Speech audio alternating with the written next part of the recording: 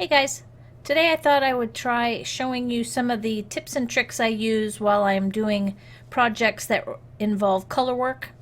I'm working on a pattern called Persian Dreams. I'll put a link to the pattern that's on Ravelry. It's a great project. It's an Afghan, and you create these beautiful, what will turn out to be hexagons, and then you sew the hexagons together and make a blanket. It's just gorgeous. I've made the same thing before using a dark blue background, and I love the project so much I wanted to do it again with a light background, so a cream color background. So I'm using a ball of palette from Knit Picks and also a ball of chroma from Knit Picks. So this yarn is variegated, and as you can see it changes colors as it goes, which makes it fun to do these hexagons because the colors change as you go, and it's just a lot of fun. So here's the pattern, and here's some of the tricks that I use. Here's the pattern. When you get the pattern, you'll get a series of charts that have the colors laid out.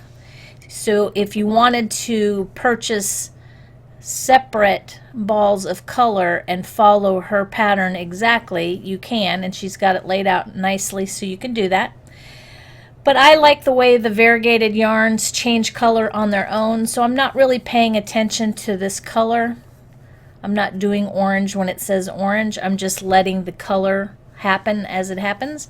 But I use this board that you can get at the craft store.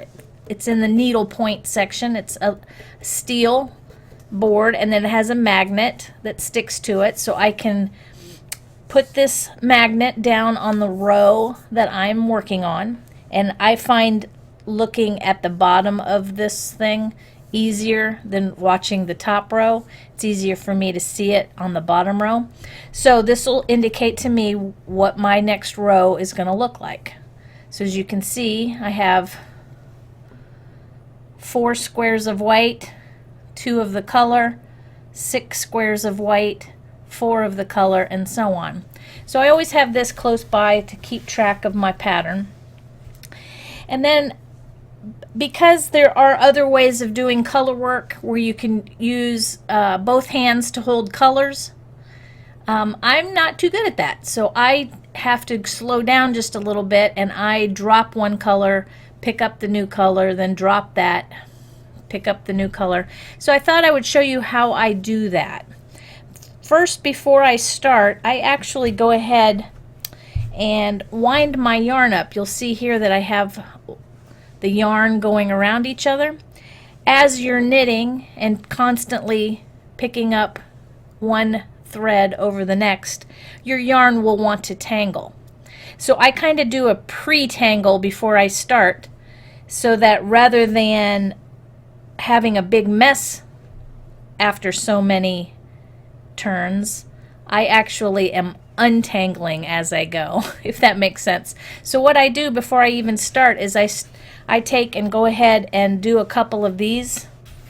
I'm going ahead and wrapping my yarn so that now as I do my color twists, it's actually unraveling. It just makes it easier for me in the end to not have to tangle my yarns. So I'm going to turn on my other camera here.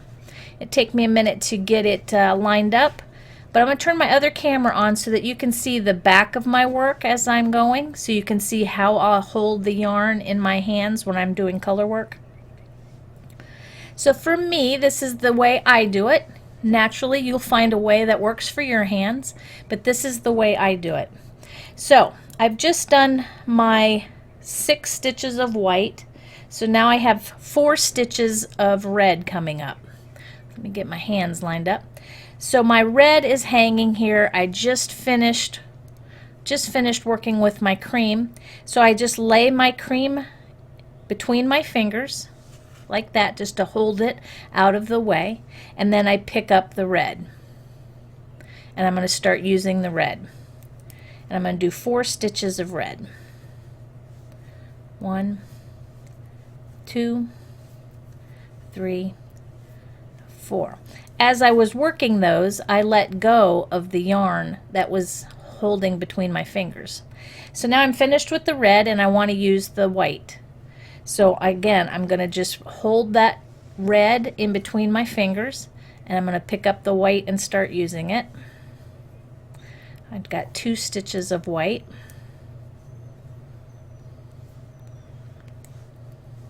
I drop the white in my fingers. Then I'm going to, or I drop the red, and now I'm going to hold on to the white, so I move the white over, and then I pick the red up. Now I have 4 stitches of red.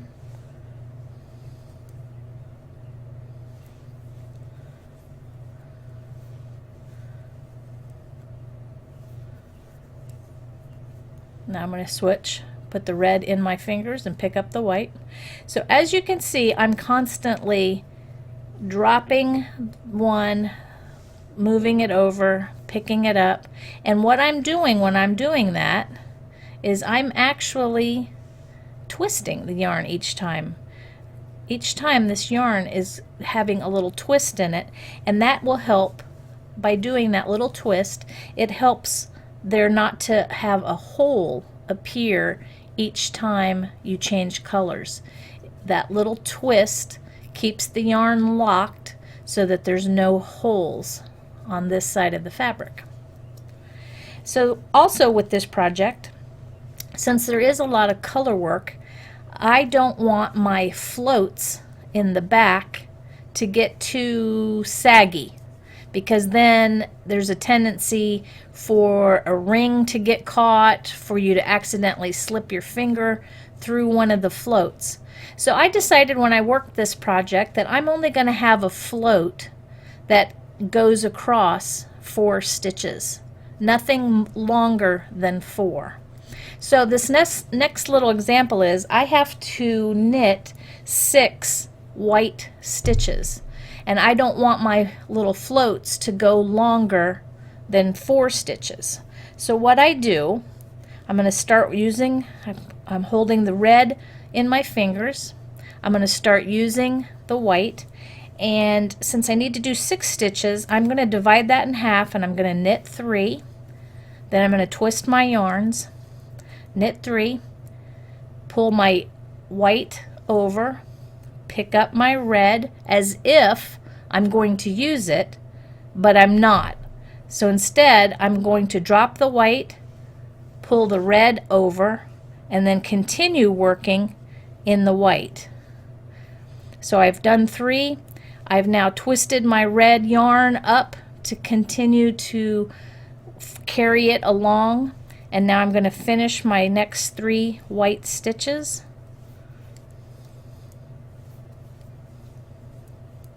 And now I'm ready to do some red. So once again, I am going to drop the white by pinching it, and then I'm going to pick up the red. And I have 2 stitches of red. Then I move the red over to my fingers, pick up the white, and I have 5 stitches of red. So I'm going to do 2 or 3 stitches and then swap the color. There's 3 stitches of white, move it over, pick up the red, but I'm not going to use the red, I'm just going to twist it. So I pick it up as if I'm going to work it, then I move it over to my fingers, and then I continue by picking up the white and finish out my 5 stitches. I've done 3, finish out my 5 stitches, 4 and 5. So there, I've finished 1 wedge of my hexagon.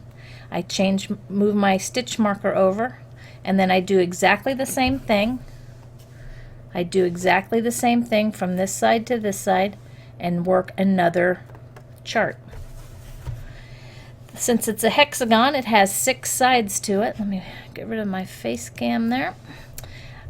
Since this is a hexagon, it has 6 repeats of the chart, and I just do 1 row at a time. It starts in the center and works its way out until there are about, I think, 47 stitches in between each marker, and then I move the stitches over to a scrap piece of yarn. I've got 1 hexagon finished here that I did the other day. I use a different ball of chroma, but I use a scrap piece of yarn and I put a needle through it, and then I just take off the stitches off of my needles and keep my stitches live. And I just run a needle through and put them on scrap yarn.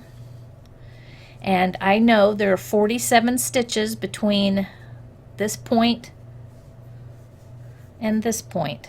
47 stitches. And there's 47 stitches between these 2 points. And 47 stitches between these 2 points.